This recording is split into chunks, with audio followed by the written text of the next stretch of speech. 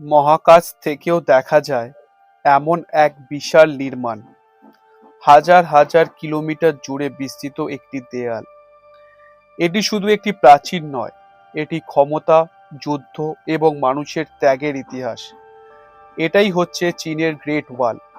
কিন্তু এই দেওয়ালের পিছনে লুকিয়ে আছে এমন কিছু সত্য যা ইতিহাসের বইতে খুব কমই বলা হয়।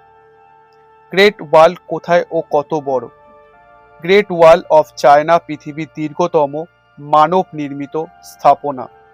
এর মোট দৈর্ঘ্য প্রায় ২১,০০০ কিলোমিটার। উত্তর চীনের পাহাড়, মরুভূমি এবং সমতল অঞ্চল জুড়ে এটি বিস্তৃত। এটি একসময় ছিল সাম্রাজ্যের প্রতিরক্ষার ঢাল। তবে এটি কেন তৈরি হয়েছিল? খ্রিস্টপূর্ব ৩য় শতকে সম্রাট কিন শি ওয়াং উত্তরের যাযাবর অঞ্চল আক্রমণ ঠেকাতে দেওয়াল নির্মাণ শুরু করেন।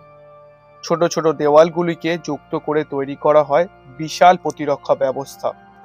এটি শুধু দেওয়াল নয়, ছিল সেনা ঘাঁটি, নজরদারি টাওয়ার ও সংকেতের ব্যবস্থা। নির্মাণ করতে কিন্তু খুব কঠিন বাস্তবতার মধ্যে যেতে হয়।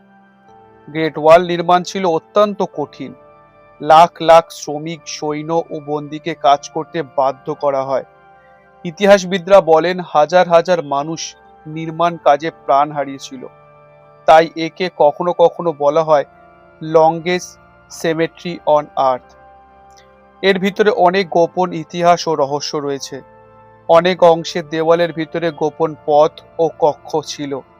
ধোঁয়ার সংকেত দিয়ে শত শত কিলোমিটার দূরে খবর পাঠানো হতো। কিছু কিংবদন্তি বলে দেওয়ালের মধ্যে মৃত শ্রমিকদের দেহ চাপা দেওয়া হয়েছিল, যদিও এর স্পষ্ট প্রমাণ নেই। এটি সত্য নাকি মিথ?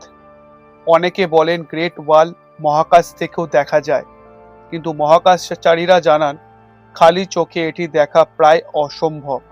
অর্থাৎ জনপ্রিয় ধারণার অনেকটাই মিথ। আজকের গ্রেট ওয়াল হচ্ছে ইউনেস্কো ওয়ার্ল্ড হেরিটেজ সাইট। প্রতি বছর লাখ লাখ পর্যটক এখানে আসে। এটি শুধু চীনের নয়, পুরো মানব সভ্যতার কাছে এক অসাধারণ নিদর্শন। গ্রেট ওয়াল শুধু একটি দেওয়াল নয়, এটি ইতিহাস, ত্যাগ ও মানব শক্তির প্রতীক। আপনার মতে এটি কি প্রতিরক্ষা কাঠামো নাকি ক্ষমতার প্রদর্শন? কমেন্ট করে অবশ্যই জানান। আর ভিডিওটি ভালো লাগলে অবশ্যই একটি লাইক, ভিডিও ভালো লাগলে অবশ্যই একটি কমেন্ট, আর ভিডিওটি অবশ্যই শেয়ার করবেন।